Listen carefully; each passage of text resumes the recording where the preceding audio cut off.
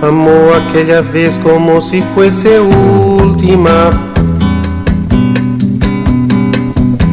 Besó a su mujer como si fuese última. Y a cada hijo suyo cual si fuese el único. Y atravesó la calle con su paso tímido.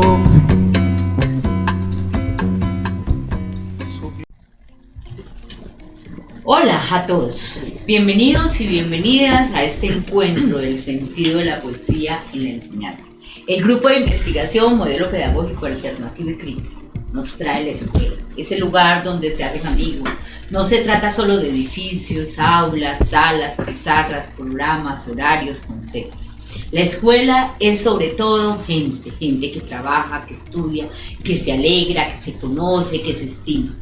El director o el rector es gente, los coordinadores o las coordinadoras son gente, los profes o las profesoras, los educadores son gente, los alumnos, las alumnas, los otros y las otras son gente, y gente con cada ser, con cada poquito en su interior. Y la escuela será cada vez mejor en la medida en que cada uno se comporte como compañero, amigo, hermano. Nada de convivir las personas y que después descubras que no existe amistad con nadie. Importante que la escuela no es solo estudiar, no es solo trabajar, es también crear esos lazos de amistad, es crear un ambiente de camaradería, es convivir, es unirse. Es lógico que en una escuela así sea fácil estudiar, trabajar, crecer, hacer amigos. Lo más importante es ser feliz. Y en ese sentido de la poesía y la enseñanza, hoy nos acompaña Adriana María Córdoba y Gloria Rosario Agudelo, y con ellas vamos a tejer con Yané Cecilia Gómez Aristizábal, Adriana María Rubia Castaño, Alfonso León Restrepo Celis y quien les habla, Luis Elvira Estrada Palomino. Hoy nos encontramos en este instante, en este momento, para hacer la conciencia de la presencia de lo que somos, seres en un universo, en este espacio de ser poesía. Muy buenos días, Adriana María. Vamos a tejer contigo este inicio. Adriana. Muy buen día a todo este equipo maravilloso, a las invitadas. Hoy estamos entonces aquí con dos versiones de la pedagogía y la didáctica. Es dos mujeres poetisas, escritoras, mujeres de la calle, de la escuela, del barrio, del sentido que tiene la escuela en la calle, porque se han preocupado porque la escuela vaya a la calle y la calle a la escuela. En ese sentido de entender el aula como un todo desde su dimensión comunitaria y social, compañeras, podemos entonces iniciar con preguntarnos por ese sentido pedagógico de la escuela, que es un aula abierta. ¿Cómo podemos decir que enamoramos a otros docentes, a otras personas que como ustedes tienen este sentido de la calle, la relación escuela y comunidad, para que maestros y maestras, podríamos decir, poeticen la enseñanza y sin ser poetas, aquellos maestros o aquellas maestras, es más, así no sea el área de literatura, ni siquiera de las ciencias sociales humanas, ¿cómo podríamos invitar, contagiar y provocar a estos maestros y maestras para que lleven ese sentido de esa enseñanza poetizada en esa relación escuela-comunidad? Y a propósito, precisamente eso, porque es que estamos en un evento muy significativo. Estamos precisamente en la celebración del centenario del nacimiento de Paulo Freire. Y ese texto que inicialmente hizo Luis Elvira es precisamente uno de los poemas pedagógicos de Paulo Freire, en el cual precisamente, pero nosotros la premisa más fundamental para obviamente dar cuenta del hecho, porque a veces pensamos que la poesía se ve como por allá, abstracta, que solamente son como para personas iluminadas, ¿cierto? Pero es que también partimos de la premisa de Freire, es que el maestro crea, recrea la escuela, danza, redanza y configura, lee el mundo, ¿sí? Se relee en el mundo y obviamente la función del maestro de la lectura, ¿cierto? Independientemente de eso, como para hacer eso y contextuarnos precisamente como en este programa de Freire, siempre Freire, que hace el impacto, que son bienvenidas obviamente en esas voces tan maravillosas que ustedes... y además también a otra categoría de Freire, la osadía.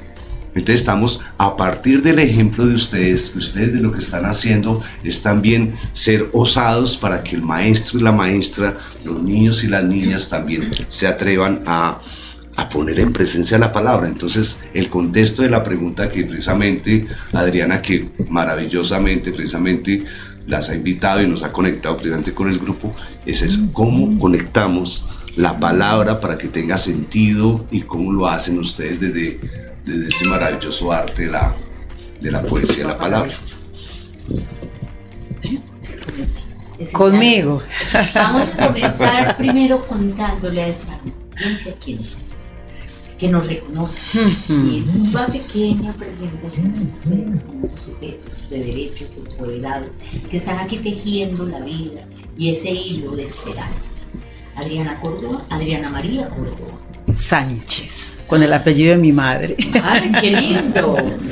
Bueno, una palabra no dice nada y al mismo tiempo lo dice todo.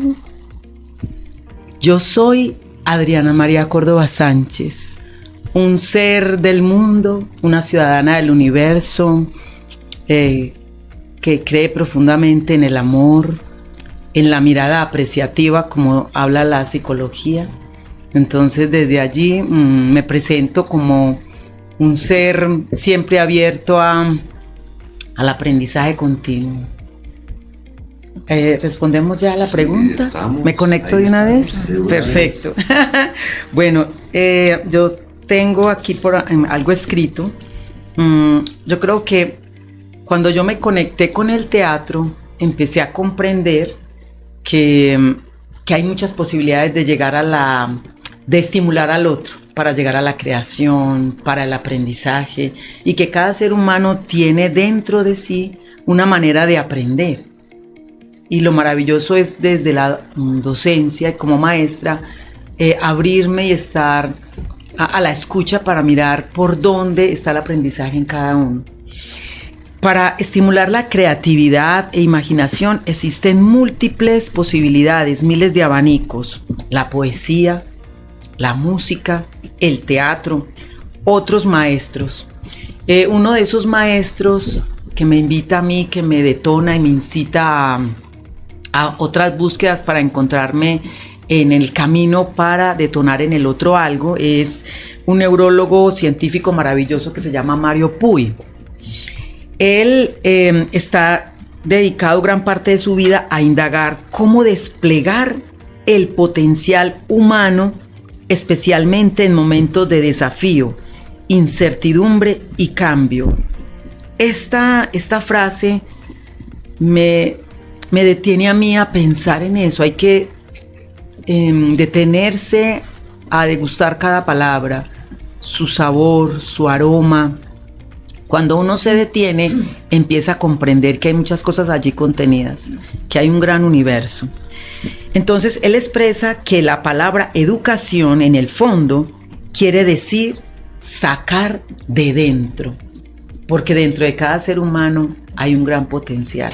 Entonces, cuando yo siento que en el otro hay algo, ya podemos encontrar muchas cosas, ¿cierto? Y empezar a construir juntos. Entonces yo pienso que desde esa mirada apreciativa con el otro, pues ya, así como cuando yo miré a mi amiga Gloria, que nos encontramos en diferentes espacios, cuando yo me detengo a escuchar al otro, ya comienza todo, ¿verdad? Entonces yo pienso que ahí es como un primer principio, para no demorarme más como con la respuesta, porque yo empiezo a hablar y no me detengo, es imposible. Pero me haces acordar una cosa también que nos relaciona precisamente Freire, y es que él también en un texto por allá muy lindo que llama La pedagogía de la esperanza, nos dice que también nosotros hemos de, no de aprender, sino aprender con H, o sea, el asir, o sea, el agarrar con eso. ¿Tú cómo haces para que tus niños y tus niñas te agarren, te cojan? Pues obviamente entras con una vitalidad, esa voz maravillosa, con el canto, que el mero hecho de entrar, llegar cantando, el mero hecho de entrar cantando es posicionar el universo, ¿cierto? Poner toda la atención, pero al mismo tiempo el canto provoca, ¿sí? Entonces yo veo que tú eres una provocadora y eso. ¿Cuál ha sido la reacción y la respuesta de tus chicos y tus chicas en el ámbito precisamente cuando tú les incitas a que ellos den ese sentido de la palabra y, como dice obviamente el doctor Puig, ¿cierto? Ese de adentro que se coge. ¿Cómo tú evidenciarías aquí para todos los maestros y las maestras de cómo tus chicos, si realmente tú los incitas a que ellos expresen ese sentir de la palabra, o que la palabra tenga sentido, porque también es una categoría de Freire, que nosotros debemos de hablar con sentido y darle sentido a las palabras para la comprensión del mundo? Yo cuando me presento, entro detrás de mí vienen todos los ángeles, arcángeles y querubines. Yo me imagino eso. Y entro cantando, entonces me les presento cantando. Y cuando yo me les presento cantando, ellas empiezan a escribir. Y una niña que me escribió un poema me dijo: profe, yo te quiero decir que tú eres la mejor profe del mundo. Una rosa es una flor, un billón una fortuna, y una amiga como tú no la cambio por ninguna. No, qué rima. Hermoso, Eso es para enmarcarlo, eso es para ampliarlo, por Dios. Así Hay una es. estrecha relación entre leer y el escribir. Y eso nos dice que te pretendes enseñar. Y esa enseñanza no solamente llega al otro, sino que también llega al uno. O sea, lo que nos dice Freire, la dialogicidad. Ese diálogo que nos compete para darnos la importancia de la palabra. Y que los silencios se enuncien no solamente con la mirada y la voz, sino que también el cuerpo los traiga ahí. Y vamos a traer este cuerpo de Gloria Agudelo. Gloria también nos está acompañando hoy. Gloria, cuéntanos algo de tu vida. ¿Quién eres tú? ¿Cómo llegas tú a este proceso del sentido de la poesía en la enseñanza? Bueno, Gloria Agudelo, un saludo muy especial a todos los compañeros de esta mesa de trabajo y a los oyentes. Bueno, yo soy de Medellín, nací en el Hospital San Vicente, de una familia de 7 hermanos. Cuando estábamos pequeños, como las familias tenían tantos hijos, todas mis tías tenían 8, 9 hijos, entonces había una señora que mi abuela había traído del pueblo, que es la Concha, de San ¿cómo es que se llama la Concha? San Vicente. Concepción. De Concepción. Entonces esta señora Zoila iba de casa en casa pues atendiendo a las parturientas. Ella era pues como eran las viejitas antes, descalza, con la batica larga, es que no se me olvida, la lucita de telita de zaraza, manga larga, con una moña muy larga. Ella pues atendía pues a las que entonces iba de la casa de una tía, venía para mi casa, ella sí se estaba 3, 4 meses, y en las noches ella decía: si se comen toda la comida, van a mi cuarto y les cuento cuentos. Entonces íbamos al cuarto de ella se soltaba la moña, empezaba a peinarse y nos contaba cuentos del tío tigre, el tío conejo, bueno, unas cosas maravillosas. Un cabello hermosísimo. Sí. Ella se cogía su monita.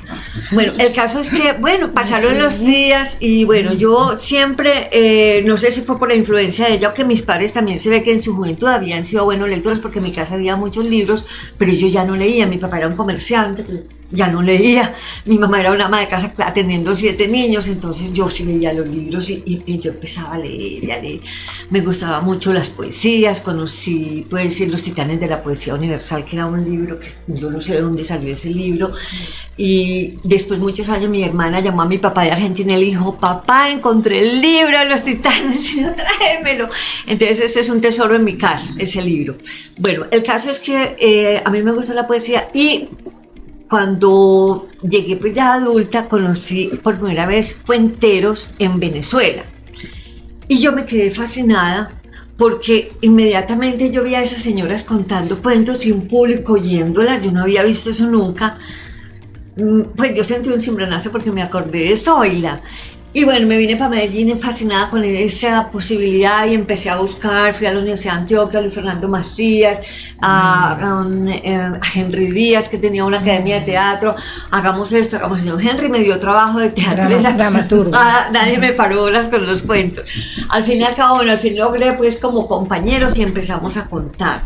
Entonces, bueno, ya empezó el movimiento de cuenteros acá en Medellín, fuimos pues fundadores de eso fue un boom, tuvimos mucho éxito. Pero uno va como armando su nicho. Entonces yo encontré, por ejemplo, nos llevaban a contar a los colegios. Entonces la profesora mirando la revista de Avon y los muchachitos así. Una vez una monja era furiosa, si no se callan no empezamos. Entonces yo le dije, hermana, un cuarto de hora, le dije, déjeme que yo empiece y verá que se va a calmar. Entonces claro, cuando vi que tenía esa capacidad de concentrar a los niños y a los jóvenes, dije, no, este es mi nicho de trabajo. Entonces yo sí cuento, muchos cuentos para niños en colegios, guarderías, tratando pues como de tener elementos para cómo desarrollar esa imaginación. Encontré un escritor francés en una feria del libro que se llama Georges Jean, que habla sobre la poesía en la escuela. Entonces, bueno, él me dio muchas pautas sobre la poesía en la escuela, pero bueno, hasta ahí pues les cuento más o menos quién soy yo. Bueno, ahí habla de un sujeto del ser quién. Y ese sujeto del ser quién nos da la importancia de reconocerlos.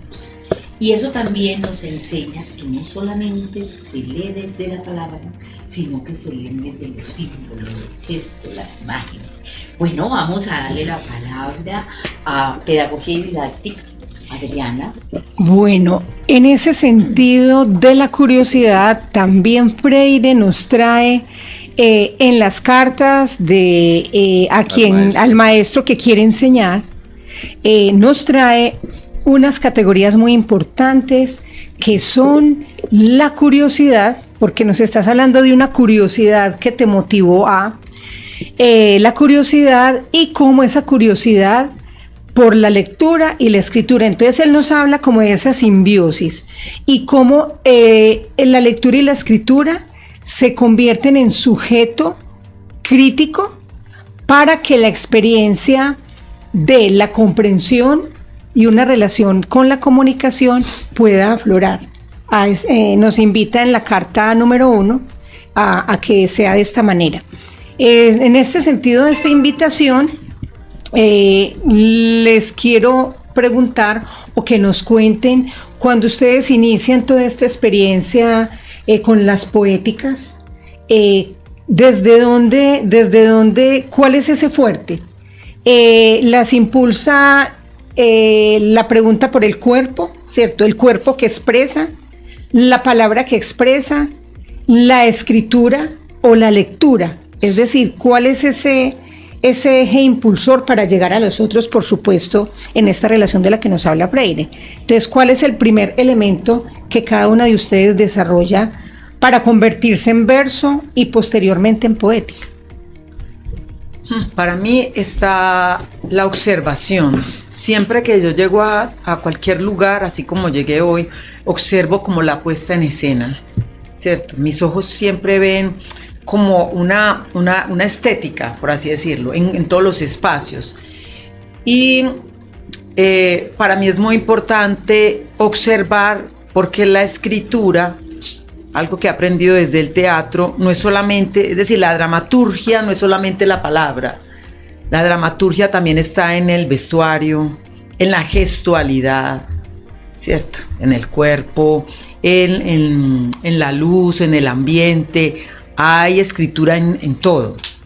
Todo tiene escritura. Entonces, para mí observar es fundamental para sentir que yo no vengo a decirle al otro qué hacer o que yo tengo el conocimiento, sino que por el contrario, lo que hay afuera son mis maestros, ¿cierto?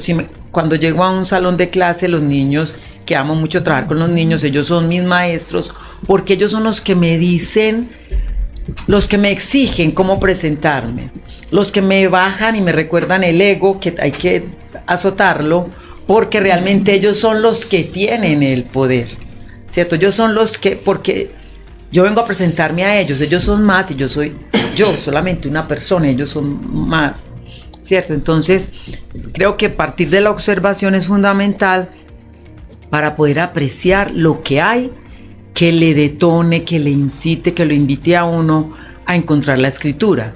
Cuando uno se permite eso, como cuando viajé a Briseño, que me contrataron para ser la directora de teatro, yo llegué a dejarme permear por lo que había allí. Y allí encontré una propuesta que la llamé El color de las palabras, la fantasía en tus manos. Encontré una cantidad de personas, campesinos, gente linda, que yo me sentaba, yo decía, voy a mirar a la gente qué tal está para, si les gusta leer o no. Y yo me fui con toda la biblioteca de mi casa, empecé a llevar los libros y todo, y me sentaba por ejemplo, en un barcito o en un café, y yo me sentaba con un libro y así, hacía una pequeña puesta en escena, yo donde voy siempre tengo que llevar cositas, y se me acerca un campesino hermoso y me dice, ¿quién es usted? Entonces yo le digo, pues yo me le presento, me dice, o sea, la que escribe y crea cosas y lo hace reír a uno, y yo, sí señor, vamos a reír juntos. Me dijo, yo leía cuando era joven, ¿usted me puede leer algo? O sea, cierto, uno encuentra seres que la gente se conecta, ¿verdad? Con la escritura, con la palabra. Entonces yo ahí ya estoy escribiendo. Cuando mi imagen, cuando mi ser, mi energía está en un lugar y logro que alguien se me acerque, yo creo que ahí ya está empezando la creación, la escritura, ¿cierto? Y como decía Albert Einstein, que la imaginación circunda el universo, es decir, va más allá, inclusive yo creo que va más allá de eso. Entonces es posible llegar a ese imaginario cuando nos permitimos detenernos a observar. Y ahí hay un gran poder. Eso solamente la observación, porque hay miles y miles de posibilidades. O sea que como despiertas la idea de la esperanza, vamos a seguir tejiendo. Gloria, ¿cómo ejercitas tú esa esperanza? Bueno, para mí, y lo he ido descubriendo en el transcurso pues, de los años en este trasegar con los cuentos, yo pienso que mi eje fundamental es la oralidad. Porque nuestra cultura ha sido muy de la lectura y la escritura. O sea, a los niños les dicen, vas a ir a la escuela para que aprendas a leer y a escribir. Pero nunca le dicen para que aprendas a hablar, para que aprendas a conversar. Esa materia, ese pedacito de la comunicación entre los seres humanos no está todavía estandarizada en la educación. La oralidad es casi como cuando aquí se empezó a hablar de oralidad, en la Universidad de Antioquia tienen un proyecto que dice, ¿cómo es que se le dice a la tierra? Madre tierra. No, a Latinoamérica. Aviala, Mamá Pacha. Ayala. El buen vivir y el vivir bien. Así se llama, eso es traducir, qué lindo. En todo caso, ellos tienen un programa que yo ingresé porque estaba interesada en conocer, pero entonces está muy enfocada hacia la oralidad de los comunidades aborígenes. Sin embargo, yo digo que la oralidad está en todo, está en las ciudades, está en el campo, y es pues la forma fundamental de comunicarnos y es la forma más antigua pues de la comunicación entre los seres humanos. Entonces, a partir pues de ese principio de que la oralidad es para mí lo fundamental y el eje en el cual yo puedo acceder y los niños pueden acceder a la lectura y a la escritura, lo he descubierto porque es una realidad. A los niños cuando están chiquitos se les cantan arrullos, se les cantan cancioncitas, versitos, este compró un huevito, este lo revolvió. Todo ese tipo de cosas son oralidad. Y eso se nota cuando el niño entra al preescolar. Uno va a una guardería y uno sabe que niño le contaron cuentos, le cantaron canciones, porque son niños que escuchan, niños que atienden, niños que preguntan y que son capaces de seguir una instrucción así tengan 3 años. Y que se desvíen por hablar, porque yo, pero es por ese cuento de la expresión Adri. Sí. Bueno, Esto nos excita mucho. claro, demasiadas cosas y nos emociona y aquí con esta presencia de ustedes aquí al centro, el gran padre de toda esta juntanza, como lo diría Luisa, está aquí presente ese gran personaje Freire, también emocionado y convulsionando de la emoción con nosotros aquí, porque de verdad, didactizar el cuerpo, didactizar la palabra, la oralidad, ha sido también una gran preocupación de quienes venimos con estos postulados freirianos, y sería muy especial que desde este componente de pedagogía didáctica, Adriana nos transmitiera algo de esa didáctica que tienes con los chicos, y tú desde tu cuerpo y desde la oralidad, así como en un chispacito, en una pincelada, como nosotros somos los estudiantes, los y las estudiantes, y ustedes nos van a transmitir un poco, tú desde el cuerpo y desde esa palabra, y tú desde esa oralidad. Entonces, aquí en esta aula llamada el set de Adida, el set de la cabina de Adida, entonces, ¿cómo sería ese chispacito para enamorarnos con esa didáctica corporal y oral? Empieza Gloria, primero yo voy pensando una cosita aquí. Bueno, Que nos irá a salir. yo soy un poco iconoclasta en muchas cosas. Por ejemplo, a mí yo he llegado pues también con el paso del tiempo a cuestionar mucho a Pombo, porque resulta que Rafael Pombo, por ser colombiano, pues fue el único poeta infantil que nos transmitieron de generación en generación. Pero Pombo, a pesar de pues, que se sabe que lo que él escribió, los cuentos de Pombo son cosas que él aprendió en Inglaterra cuando estudió en Inglaterra, porque él era un niño rico, y entonces aprendió los limerick ingleses, los nonsenses, que son disparates. Pero yo, por ejemplo, después de que conocí a María Elena Walsh o a Gianni Rodari, encontré que hay una forma de decir disparates, pero con mensaje. Por ejemplo, Gianni Rodari tiene un poema que se llama Vamos a inventar los números. Y entonces, bueno, empieza a inventar el 1, el 2 hasta el 10. Y al último empieza a hacer conjeturas sobre cuánto pesan las cosas, cuánto miden las cosas, todo con matemática. Entonces pregunta, ¿cuánto pesa una lágrima? Y la respuesta es, si es la lágrima de un niño, un berrinchoso, por decirlo así, pesa menos que el viento, pero si es la lágrima de un niño hambriento, pesa más que la tierra. Entonces, mire que son disparates, pero tienen su mensaje. En cambio, por ejemplo, yo quería hacer la crítica de Pombo. En Pombo sí hay disparate, y eso es bueno porque hay rima, que es muy importante, porque es que la rima en el niño es importante porque ayuda al cuerpo a crecer.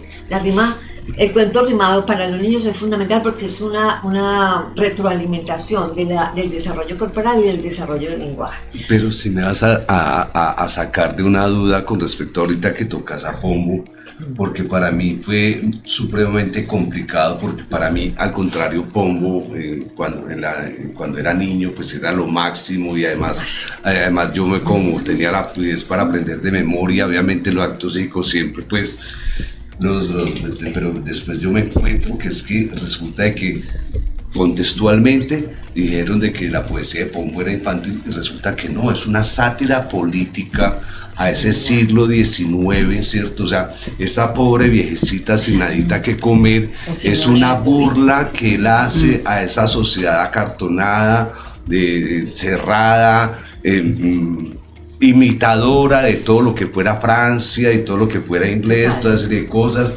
Lo mismo Renacuajo es una burla completamente a los políticos. Y Simón el Bobito, ¿dónde lo ve? Y Simón el Bobito es una protesta contra la manipulación de los políticos hacia el pueblo y toda esa serie de cosas, porque a pesar de ese proceso, pues generó también conciencia, porque obviamente él estuvo también mucho en el círculo francés, le tocó además toda esa época maravillosa de romanticismo y Montmartre y todo eso, entonces vino también con esa conciencia y viene precisamente y a uno le bajan del pedestal, después se da cuenta que no era tan infantil, pero a la larga lo infantil no es inocente, ¿sí? Claro. Sino que obviamente los niños tienen toda la forma de expresarse, los niños, una serie de cosas, es que están evidenciando una radiografía, también como dice Freire, ese develar el mundo, ese crecer el mundo.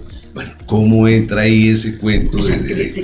Bueno, no, la verdad es que lo que usted dice es muy interesante porque yo no lo había mirado desde ese punto de vista, yo lo veo desde el punto de vista de la memorización, porque acuérdense que nuestra educación siempre fue memorística, entonces era casi obligatorio aprenderse los cuentos de Rafael Pombo. Entonces, ¿de qué nos habla? ¿Cuál es el trasfondo que tiene? Una pobre viejecita que vive en una casa con pajes, con librea y corbatín, o por ejemplo, no tanto Simón el Bobito, sino la otra famosa del Rinchón de la Cuajo. A mí me parece que es una tragedia donde el muchachito es desobediente, entonces después se va de rumba y luego por estar de rumba se muere, se lo traga un pato y la mamá se queda. Entonces es como una historia que es casi, que eso queda en la mente, eso queda en el ADN de la gente, de los niños al crecer. Entonces, no hay una crítica, la crítica es adulta, pero los niños no saben todavía esa crítica, entonces quedan con ese imaginario de que bueno, la muerte está siempre presente, está el rico siendo alabado y los pobres no se nombran sino como pajes, como sirvientes. O sea, yo tengo toda una teoría propia de que no me gusta Pombo. En cambio, por ejemplo, personajes, o por ejemplo María Elena Walsh, ella es una argentina y ella, por ejemplo, escribió unos, ¿cómo que se llama? Son limericks, sí. Entonces, cosas, sí, disparates muy graciosos para los niños, pero que tienen algún sentido, pues, no. A ver, por ejemplo, un lobo en la ciudad de Lobería entró a una heladería y ordenó un helado de pollito guisado. Por suerte le dijeron que no había.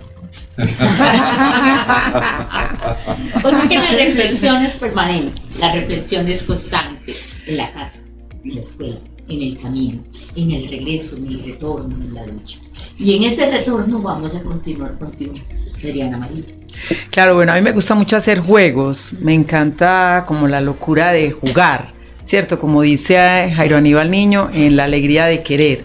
Entonces a mí me gusta hacer juegos, ¿cierto? Provocarnos, entonces yo comienzo como con algo, ¿sí? Entonces la invitación es como, por ejemplo, yo empiezo aquí a decir así, 1, y tú tienes que hacer otro. Entonces yo digo aquí 1 y cuando te miro eso, entonces ya tú dices otro 3 o 1, 4, pero lo importante es que vamos cambiando, ¿cierto? Y todo el tiempo estamos ahí.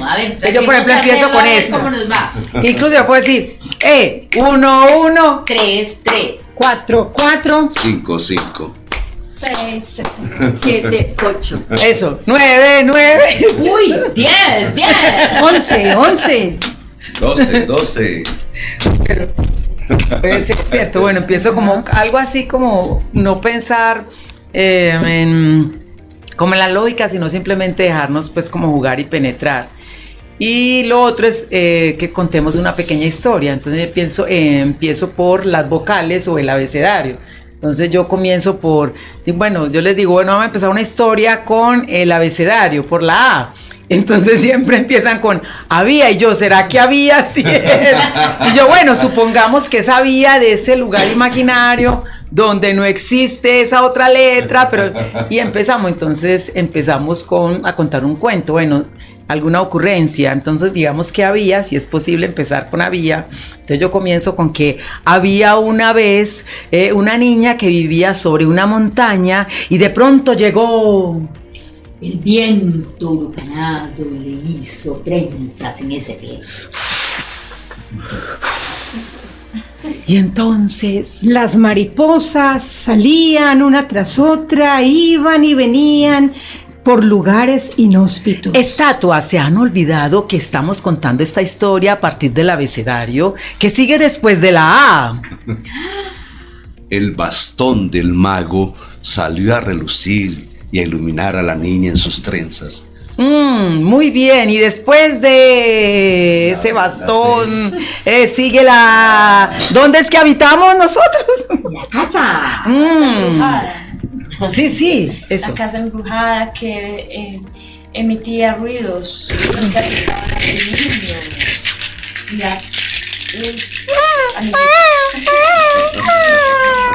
De pronto apareció una nube en el cielo, una nube negra que se fue aproximando a esa casa. El enano se ha convertido en un gran gigante. Miren, allá está el enano. Mírenlo, wow. A ese enano se le está saliendo como... El frío y la furia, que no quieren darnos a conocer qué lleva por dentro. Él siente el viento y la tristeza, y con ella recorre la mirada. Pero una ardillita allá a lo lejos miraba al enano, y esa ardilla en su silencio y su frío decía: enano, ven, yo te invito a mi cueva, no te quedes solo, no quiero verte triste en el mundo. Grito, dice el enano. Muy bien, bueno, es algo así. Entonces ahí se va hilando. Lenguaje, Sí. pensamiento y realidad. Esa educación que nosotros hoy llamamos deconstruyendo la cultura nos trae la palabra Janet. Bueno, ahora en torno a esa deconstrucción de la cultura en la que ustedes andan inmersas todo el tiempo con esa gran cantidad de historias, de versos. Por lo tanto, me gustaría saber un poquito de qué manera ustedes involucran esos temas culturales en todo el trabajo artístico que realizan, ya sea textos de cualquier índole, versos, palabras, historias. Doña Gloria, ¿qué opina usted? ¿Qué nos dice al respecto? Sí, todo puede ser fuente de inspiración. Yo tuve un cuento que fue muy exitoso en nuestros inicios, que era, no sé si ustedes recuerdan la revista Selecciones, todos la conocemos. En mi casa llegaba la revista Selecciones, mi papá era muy lector de prensa y de revistas. Entonces las Selecciones traían unos epígrafes chiquitos que eran como historias, unos de 2 o 3 renglones. Entonces era una historia de un señor que una tormenta le tumbó el sembrado, le escribió una carta a Dios y le dijo que le mandara $100 que él se los iba pagando en la iglesia. Entonces era un campesino, entonces la llevó y la envió. Y los empleados del correo le hicieron una colecta porque decía: Señor, para Dios el cielo. Entonces, bueno, la abrió el director de la oficina de correos y le hicieron una colecta, pero no lograron reunir sino $80. Entonces se los mandaron. Y después volvió a llegar otra carta como a los 3 meses diciendo: Señor, gracias por haber escuchado, pero creo que los del correo se robaron $20.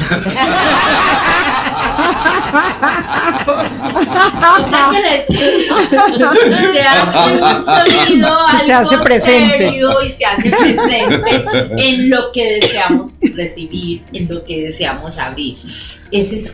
Pero ¿cómo vamos a describir esa presencia de la deconstrucción de la cultura? Qué pregunta tan difícil, ¿no? No sé si he entendido bien lo de la pregunta. La idea es cómo a través de la cultura llegamos para invitar al otro. Deconstruyendo lo que nos tiene. Perfecto. Nosotros hemos sido colonizados por un pensamiento que nos tiene llenos de prejuicios, que Ya. nos hace ver al otro como el enemigo. Perfecto. Si nosotros miramos nuestra cultura hoy, mirando todo lo que hemos pasado aquí, el momento que vive Colombia es el momento de la sátira, del reconocer los derechos del otro. Y Es lo el otro- momento donde no nos involucramos ni queremos saber que el otro existe, somos individualistas. Pero, también producto de una pero el relación. otro sentido que también le damos precisamente, que incluso fue una categoría, pues a partir del fundamento freiriano, cuando nosotros planteamos el programa de Freire, siempre Freire, de construyendo la cultura, Pero ¿cómo así es? Claro, o sea, es también, pues digamos, es traer eso, o sea, esa vivencia de la vida, pero mirarla, es decir, como deconstruir es como mirar las cosas en otro prisma, Perfecto. darle la vuelta al prisma, ¿cierto? Al prisma, pero en el sentido freudiano de reconstruir el mundo, ¿cierto? De cantar el mundo, de recantar el mundo. Hacia ese sentido es que planteamos nosotros esa categoría de deconstruyendo la cultura. Ah, bueno, gracias por esa pregunta, me parece maravilloso. Sigo con lo de la observación. Siempre me gusta detenerme en mí, mirarme, comprenderme, yo, Adriana, como en el mundo, porque, no sé, yo he sentido que hay una necesidad del otro, involucrarme en un pensamiento involucrarme en la mirada del otro, es decir, siempre en el otro hay un enemigo, o el otro que está hablando mal.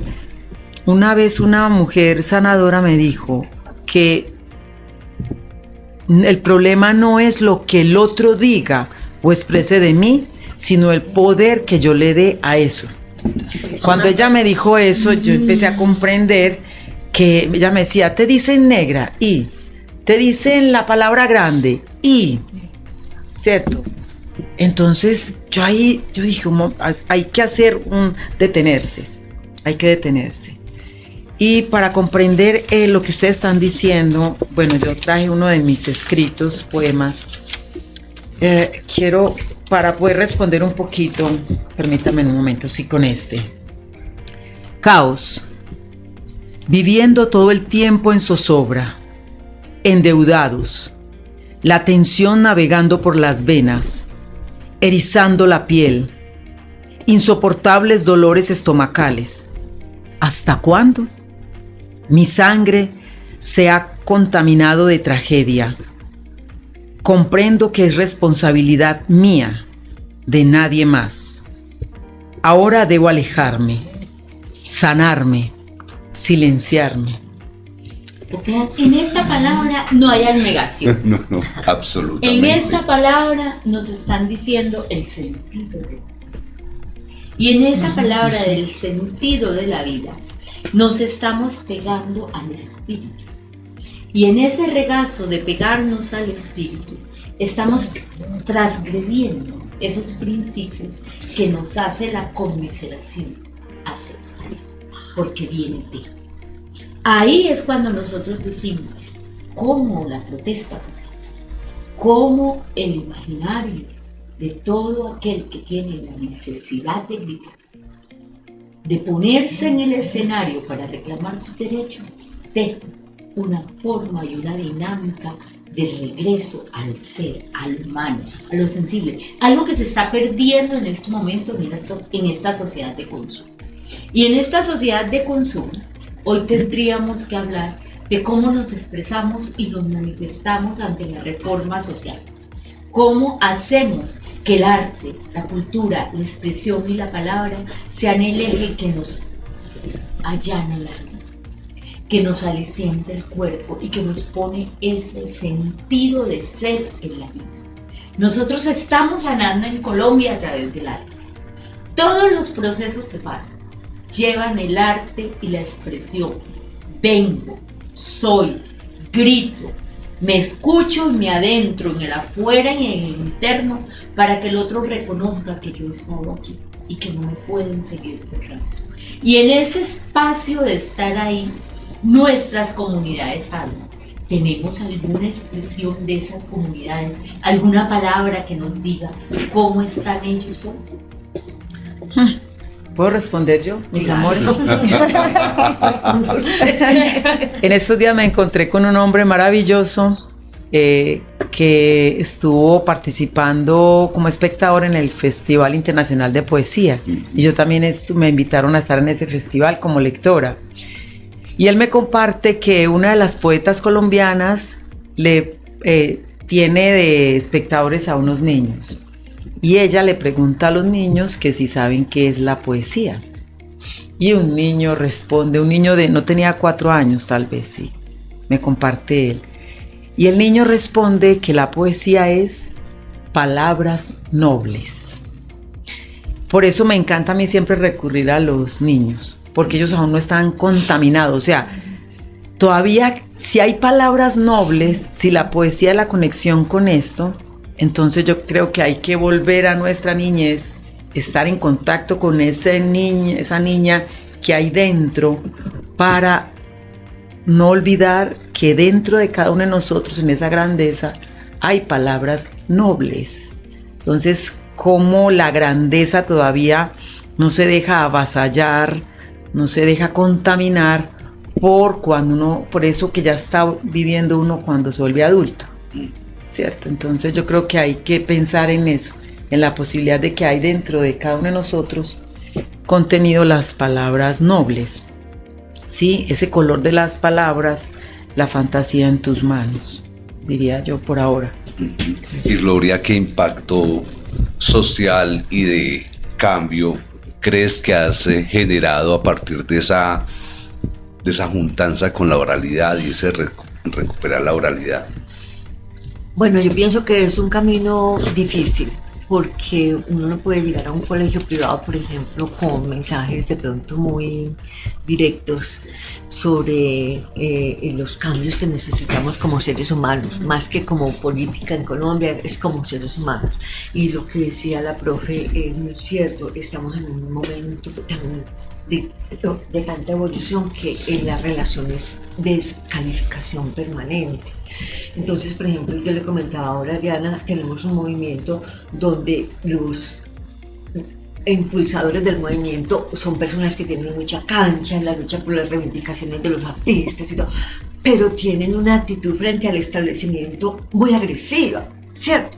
Entonces, no se puede tampoco, la profe dijo, aquí estamos, somos presentes, no pueden borrarnos, queremos elevar nuestra voz, pero no podemos tampoco entrar en la descalificación permanente de unos contra otros, porque no vamos a avanzar.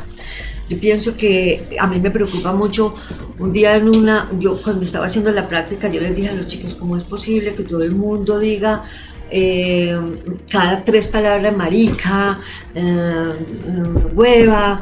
Pues toda la conversación de los jóvenes cierto, atravesada por palabras de grueso calibre. Y me dice un niño, profe, es que los papás de nosotros también hablan así. Entonces mire que ya son 2 generaciones donde ya ese tipo de lenguaje es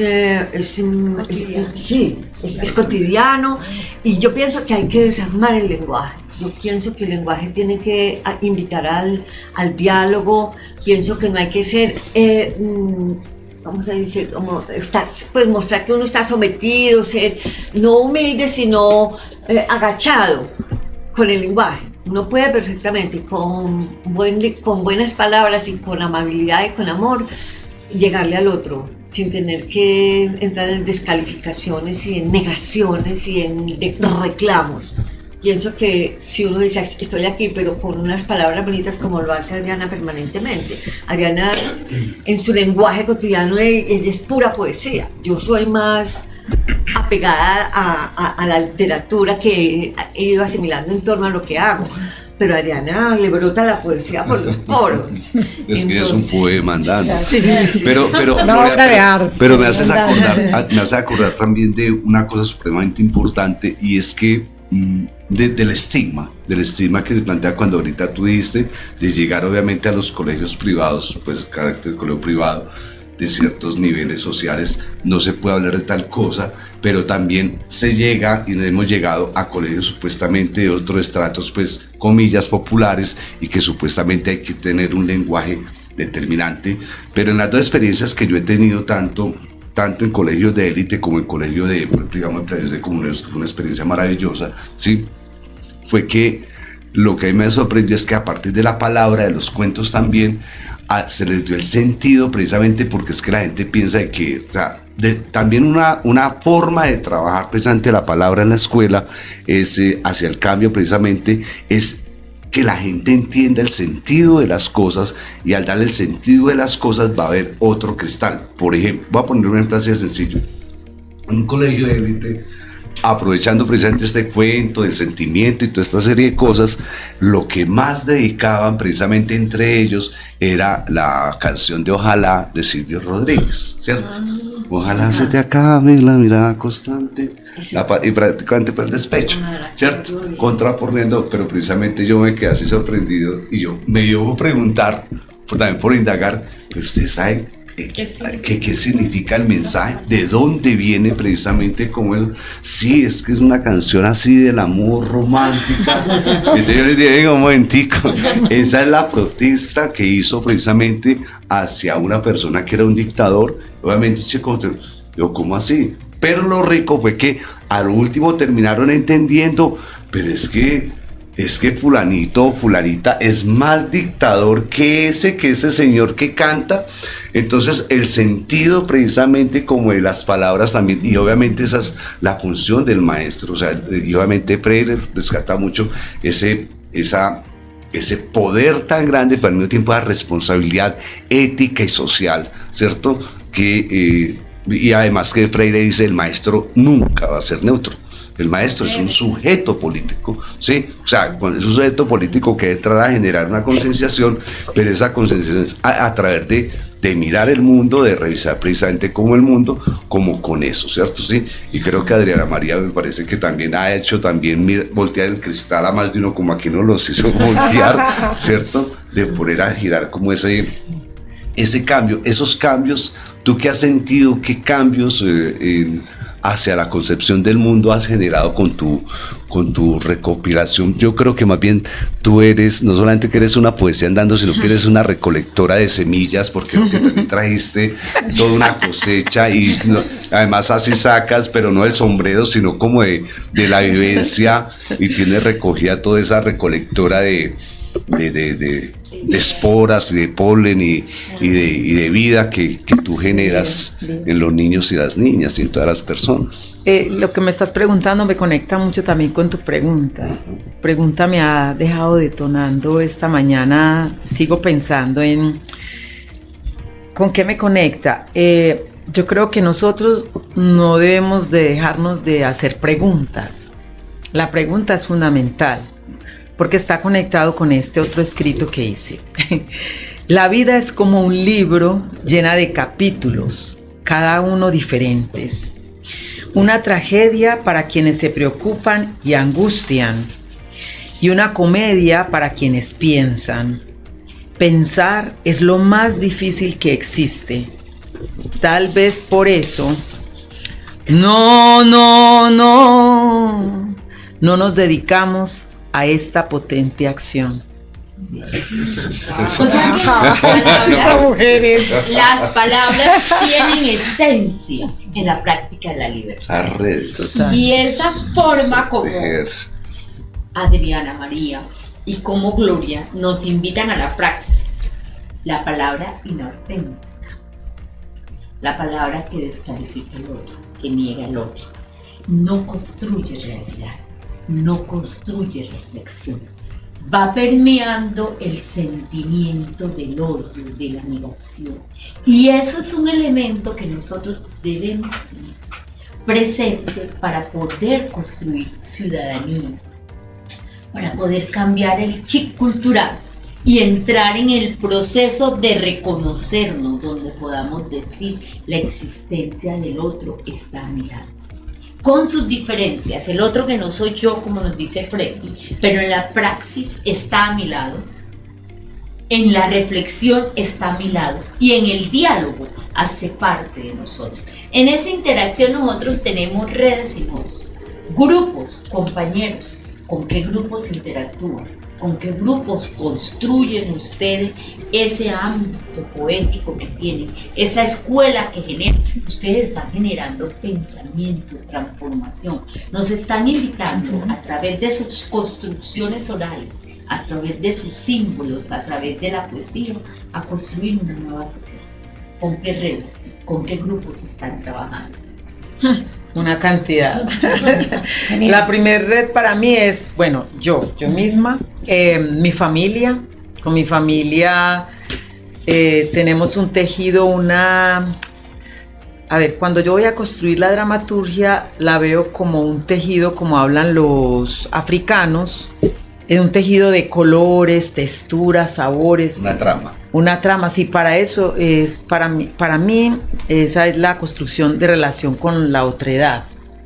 Entonces yo la construyo con mi familia, tengo ese primer tejido maravilloso. Tenemos un tejido atravesado por el amor. El libro del conocimiento dice que el amor, el afecto y el arte son las frecuencias más altas de la humanidad. Entonces yo atravieso ese concepto con las personas. Entonces con mi familia está ese tejido. Somos no solamente familia, sino amigos, ayudamos a otros en solidaridad, tenemos un tejido con la misma comunidad donde vivimos. Yo vivo en la comuna 16, Belén Rincón, entonces allí nuestros vecinos en la cuadra hacemos un tejido de la conservación del medio ambiente, de qué necesita el vecino. Tenemos un tejido de mi hermana tiene un lugar que lo tienen alquilado, y allí todo lo que hacemos separación de los residuos. Entonces tenemos un tejido de ayudar a los recicladores, de pensar en ellos, de una necesidad con ellos. Están hablando ahora de unos paneles solares y todo eso, entonces a ver cómo se le ayuda a estas familias de extrema pobreza. Entonces yo creo que yo tengo una construcción de extrema carencia. De extrema carencia, extrema carencia. Eso, carencia, muy bien, excelente. Cada día aprendemos, qué maravilla. Eso, entonces yo tengo una construcción, un tejido, hasta con la persona que va conmigo al lado en el Metro Plus. Un día precisamente iba con mi hermana en el Metro Plus y una señora se fue quedando quieta. Le dio algo, le dio un soponcio, que tal vez puede ser, bueno. O un babiao, como decían las un babiao. Y ella quedó, mira, ella quedó quieta, o sea, vulnerable totalmente, vulnerable. Si yo no estoy, por eso para mí la observación y la escucha es tan importante. El otro no es, miren, el otro, somos hermanos, yo creo que sí, somos hermanos. Ella se quedó, o sea, y ella iba muy bien vestida, con sus cosas alhajas, bolso. Creo que a uno la vida le pone ángeles.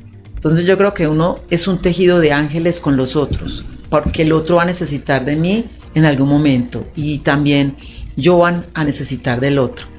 Entonces, sí, en ese sentido creo que hay un tejido de red. También pertenezco a otros movimientos colectivos de arte y cultura. Estoy en la Mesa de Cultura de Antioquia, estoy en el movimiento federalista panafricano. Aunque yo esté en estos movimientos, no significa que solamente tenga una mirada por ejemplo, este movimiento es por los afrodescendientes, afroamericanos. Con Lucas Gil, sí. Entonces mi mirada, aunque esté en un movimiento de arte y cultura, mi mirada no es solamente por lo artístico, yo tengo una mirada holística, por el todo, pero se necesita estar en unos escenarios, grupos, para poder desde allí detonar cosas, hacer fuerza, porque la voz colegiada, lo colaborativo, lo solidario, ahí se comprende lo que es esa economía solidaria, circular. Entonces me interesa estar allí para hacer como esas sinergias, porque uno solo no, así como en el universo estas estrellas tan hermosas que una sola estrella brilla, pero si es una cantidad pues se vuelve más potente. Entonces en ese sentido es que estoy en diferentes procesos, pero siempre con una mirada por el que necesite algo de mí, fundamental. Gloria, ¿y tú? Bueno, sí, a mí me gusta mucho esa reflexión de Adriana sobre ese primer entorno que uno tiene social, que es la familia. Cuando estamos jóvenes somos muy distintos, tenemos muchas diferencias, a veces peleamos, nos alejamos, volvemos a reencontrarnos. Bueno, afortunadamente, no sé si en todas las familias pasa, pero en la mía pues es que se nos olvida todo rápidamente y volvemos a ser los mismos de antes.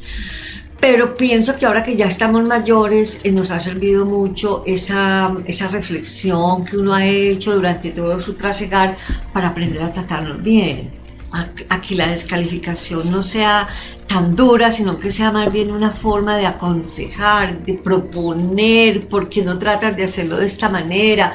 Mira, pues no siempre diciendo es que usted es tal cosa, es que usted es tal otra, es que usted es un borracho, es que usted es un irresponsable. No, uno tiene que llegar a crear puentes para poder al menos dar un consejo, no se puede estar descalificando. Entonces, sí pienso que en mi familia hemos aprendido ya ahora viejitos a tratarnos bien y ayudarnos mutuamente con la palabra. Bueno, además, pues como Adriana, estamos las 12 en organizaciones del barrio, que sería la Red Cultural de Belén, donde estábamos como 50 artistas de diferentes disciplinas, trabajando por, al menos por las pocas ni siquiera reivindicaciones, por los pocos presupuestos que podemos alcanzar para ver si nos logran llegar a todos. Utilizo una palabra muy interesante, incentivos. Perfecto, sí, incentivos. Pero muy difícil, los artistas son muy independientes, muy casa sola, como dicen los jóvenes, entonces involucrarlos en procesos sociales de solidaridad es difícil. Siempre aparecen cuando hay plática, cuando llegó el recurso, cuando ya van a repartir, pero que estén ahí pensando qué hacemos para reunirnos, es difícil, pero bueno, algo se ha logrado. Lo mismo pasa en la Mesa Cultural de Antioquia, ahí sí hemos progresado bastante porque hay unos compañeros muy guerreros que llevan mucho tiempo trabajando por la defensa de las danzas, del teatro, entonces tienen mucha fuerza y hemos hecho bastantes aportes y la idea es pues llegar a tener un sindicato de artistas del departamento de Antioquia que busca la mesa, que todos esos actores culturales que hay en los pueblos, en los municipios, en todas las regiones, los que fabrican instrumentos, las señoras que hacen vestuarios, los pintores, las artesanas, puedan tener acceso a los recursos del Estado, puedan tener una vida digna, llegar a tener su propia casa, jubilarse, porque no, hay gente que está a punto de jubilarse, que ha trabajado toda la vida en el arte y no saben ni siquiera cuáles son sus derechos fundamentales, no saben si se van a poder jubilar. Entonces el arte y la cultura, a pesar de lo que usted dijo, profe, tan bonito sobre lo que estamos viviendo, necesita del arte, porque es como una de sus columnas vertebrales. Tenemos que aprovechar este cuarto de hora que nos está dando el gobierno del cambio para que sí están haciendo cosas por el arte y la cultura en todo el país, en las regiones y todo, pero hay que seguir luchando para que esto perdure un poquito más. Una trama tejida con hilos de sol, de esperanza, de verdad y sobre todo de amor, de ese amor que transita tiempos, espacios, una construcción conjunta de cambio social. Nos hace venir a soltar amarras y también nos hace lograr el valor de los mares del conocimiento, de ese conocimiento crítico, verdadero, que siempre está ahí para buscarnos en la reflexión. Paulo Freire nos deja esa comunicación, esa interacción para conseguir la libertad. Y en ese entramado de democracia, escuela, focalizada en la poesía, en la enseñanza, en conseguir que la pedagogía, la didáctica, las deconstrucciones, las reflexiones, los entramados de comunidad sean la persona, la esencia, lo humano. Muchísimas gracias por compartir con nosotros nuestro programa Freire, siempre Freire, del Grupo de Investigación Modelo Pedagógico Alternativo y Crítico Chimpá. Hoy tejimos con una danza de voces femeninas y nos acompañó una voz masculina. Pero aquí estamos para hacer presencia y esencia en el mundo. Gracias.